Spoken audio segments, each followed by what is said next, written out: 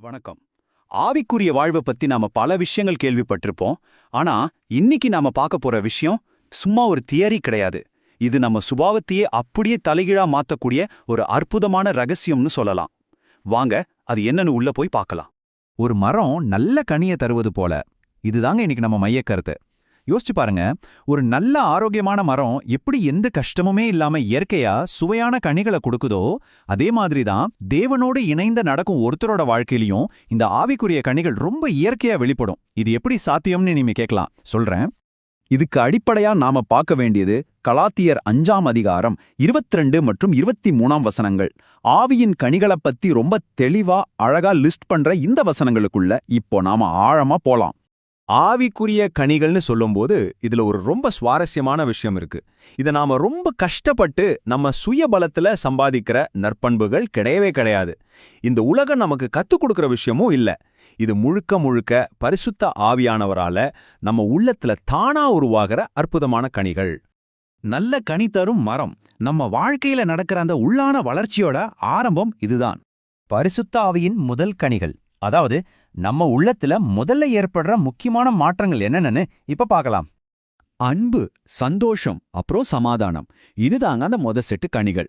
இது இப்படி கற்பனை பண்ணி பாருங்களேன். ஒருத்தர் ரொம்ப கோவப்படுத்துற மாதிரி ஒரு சூழ்நிலையிலையும் கொஞ்சம் கூட நிதானம் இழக்காம ரொம்ப அமைதியா இருந்து மத்தவங்கள மன்னிக்கிறாருன்னா அதுதாங்க இந்த சமாதானமும் அன்பும்.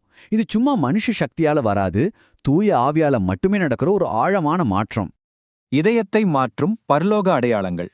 நம்ம உள்ளத்துல இருக்கிற அந்த அமைதி எப்படி வெளியில நம்ம செயல்களா மாறுதுன்னு தெரிஞ்சுக்கலாம். நீடிய பொறுமை, தயவு, நற்குணம் ஒரு சாதாரண மனுஷ இதயத்தை பரலோகம் மாத்திருக்கு அப்படிங்கிறதுக்கான நேரடி அடையாளங்கள் இதுதான்.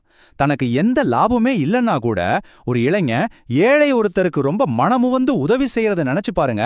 அந்த தயவும் நற்குணமும் தான் இந்த ஆவிக்குரிய கனிகளோட தெளிவான வெளிப்பாடு. தேவனோடு நெருக்கமான வாழ்க்கை. நாம தேவனோடு வச்சிருக்கிற அந்த நெருக்கமான உறவு எப்படி வெளிப்படுதுன்னு பார்ப்போம். விசுவாசம், சாந்தம், அப்புறம் இச்சை அடக்கம். ஒரு பெண் தனிமையில முழங்கால் படியிட்டு முழு மனசோட ஜெபிக்கிறதையோ இல்லனா ஒரு குடும்பம் ஒன்னா உட்காந்து ரொம்ப ஐக்கியத்தோட வேதத்தை வாசிக்கிறதையும் நீங்க பார்த்திருப்பீங்க. இந்த ஆவிக்குரிய ஒழுக்கங்கள் எல்லாமே தேவனோடு நாம வச்சிருக்கிற அந்த நெருக்கமான உறவுல இருந்து முளைக்கிற உண்மையான கனிகள் தான். உலகம் தேடுவது மற்றும் தேவன் தேடுவது, இந்த ரெண்டுக்கும் நடுவுல இருக்கிற ஒரு பெரிய வித்தியாசத்தை இப்ப பார்க்கலாம். இந்த உலகம் எப்பவுமே நம்ம கிட்ட என்ன தேடுது?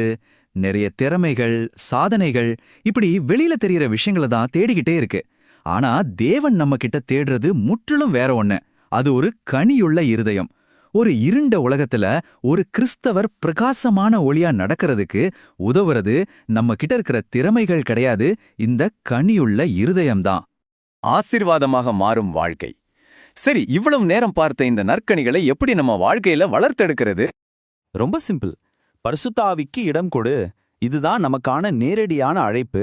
நம்மோட சுய விருப்பங்களை எல்லாம் கொஞ்சம் ஓரமா வச்சுட்டு பரிசுத்த ஆவியானவர் செயல்படுறதுக்கு நம்ம இருதயத்துல முழுமையா இடம் கொடுத்தோம்னா நம்ம வாழ்க்கை தானாகவே மத்தவங்களுக்கு ஒரு பெரிய ஆசீர்வாதமா மாறிடும். இப்ப நான் உங்ககிட்ட ஒரு முக்கியமான கேள்வி கேட்க விரும்புறேன். கொஞ்சம் அமைதியா யோசிச்சு பாருங்க. உங்க வாழ்க்கை மத்தவங்களுக்கு ஆசீர்வாதமா மாறுதா?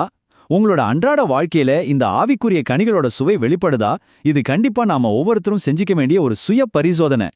ஒரு திராட்சை கொடி செடியோட இணைஞ்சிருந்தா மட்டும்தான் அதுல கனி வரும் இல்லையா? அதே மாதிரி தாங்க, தேவனுடன் இணைந்திரு, உன் வாழ்க்கை கனியாய் மலரும்.